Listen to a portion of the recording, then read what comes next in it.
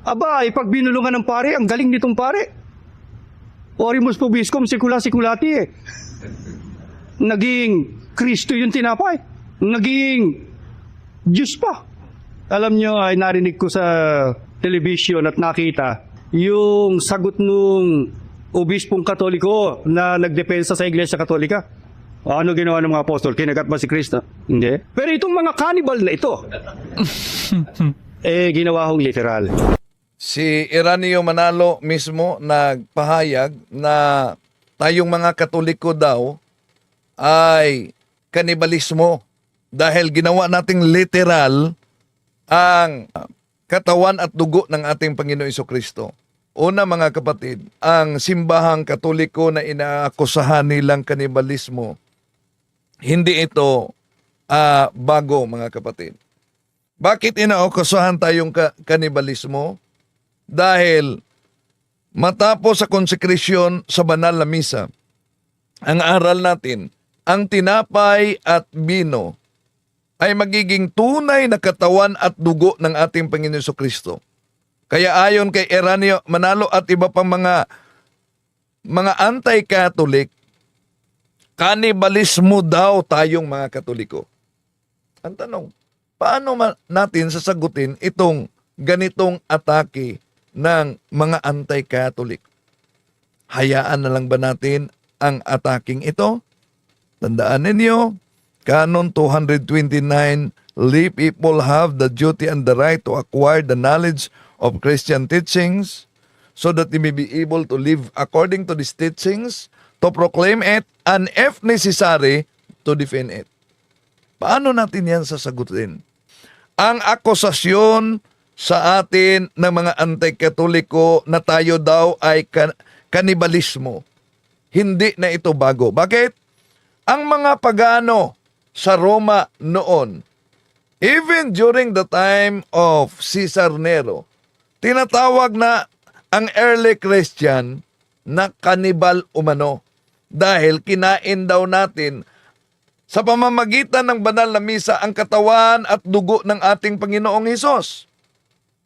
So, ibig sabihin, ang banal na misa ay ginawa na noon sa early Christians pa.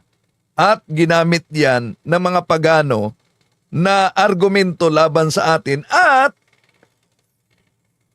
kinopya naman sa pangalawang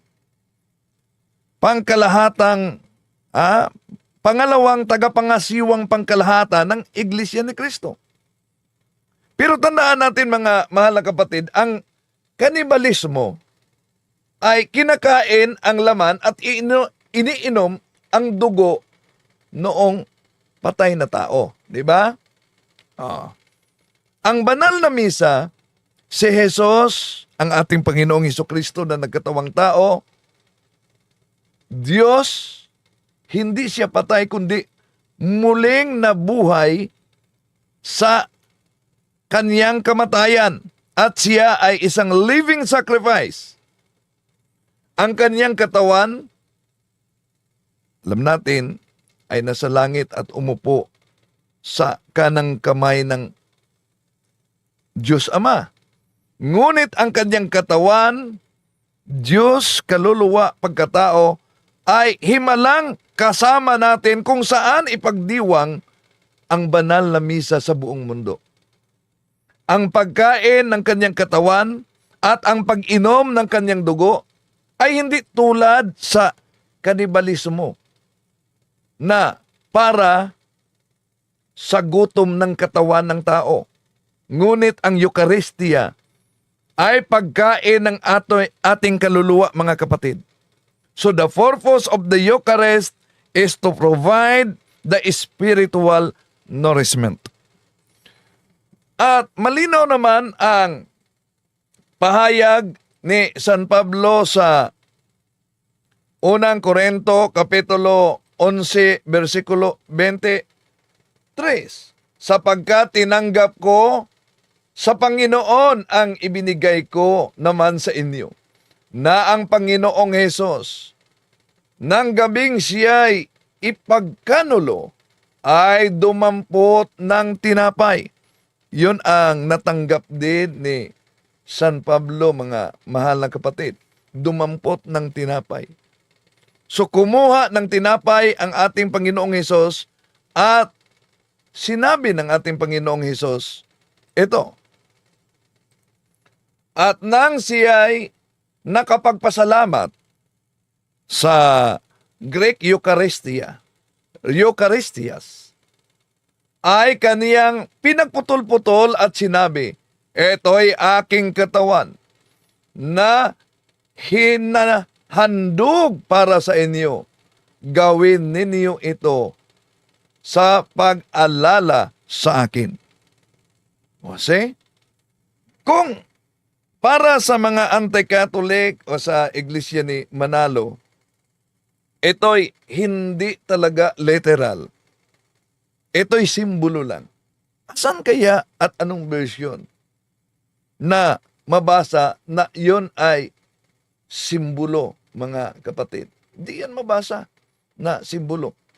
Talagang ang ating Panginoong Hesus ang nagpahayag sa Lucas Kapitulo 22, versikulo 19, na ang kaniyang katawan at dugo na dapat tanggapin natin upang tayo'y magkaroon na buhay na walang hanggan. Yun din ang sinabi sa unang Korinto, Kapitulo 11, versikulo 30, Kapitulo 11, versikulo 23-24, na ang sabi dito, for I received from the Lord what I also handed on to you, that the Lord Jesus, on the night he was handed over, took bread, and after he had given thanks, broke it and said, this is my body, that is for you. Do this in remembrance of me. So, malinaw ang pahayag ng ating Panginoong Hesukristo na ipinag-utos talaga niya na ituloy ito. Ituloy ito sa maraming henerasyon. Ang ginawang unbloody manner ng pag-offer o paghandog sa kanyang sarili bilang pag-alala sa kanya. At yan ang katuparan sa Malakay chapter 1 verse 11. Ano ang mabasa diyan sa Malakay chapter 1 verse 11? Ito ang sabi sa hula. From the rising of the sun and even its setting, my name is great among the nations, and everywhere they bring sacrifice to my name.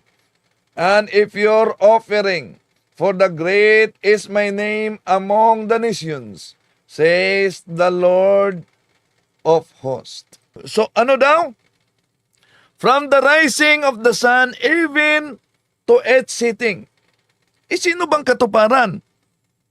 Sa buong mundo, mula sa umaga, tanghali, at sa hapon, sa buong mundo ang simbahang Katoliko ay nag-aalay na banal na misa. Yun ang katuparan sa Malakay Kapitulo 1, versikulo 11. From the rising of the sun, even to its setting, my name is great among the nations. Kaya, mga mahal na kapatid na nagsubaybay sa atin, alam nyo ba na ang standard ng Diyos para tayo'y magkaroon na buhay na walang hanggan? Pero napansin nyo ba yung pang-aasar ni Eranio Manalo sa doktrina ng simbahang Katoliko? Ang pari daw umano, sinasabi ng pari, sikulat-sikulate. Yung Latin na sikulat-sikulorum, ibig sabihin, yun ay for eternity, ginawa niyang sikulat-sikulate. Ni Eranio Manalo yan, tagapangasiwang pangkalahatan kuno ng Iglesia ni Manalo.